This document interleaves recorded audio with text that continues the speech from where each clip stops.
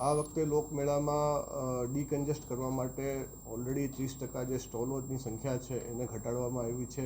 Entry એક્ઝિટના ગેટો છે એમાં પણ વધારો કરીને 2 નવા ગેટ આપણે ઉપયોગમાં લેવાના છીએ.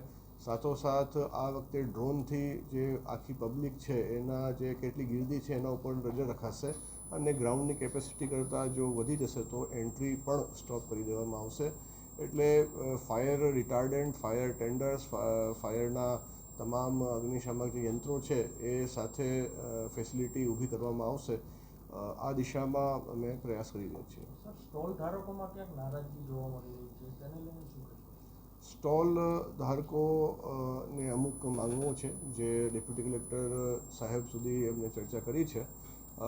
એમની સાથે વાટાઘાટો ચાલુ છે. એમની સાથે મિટિંગો યોજીને અમે કોઈ પણ ગેરસમજણ છે એ દૂર કરવા માટે તત્પર છીએ.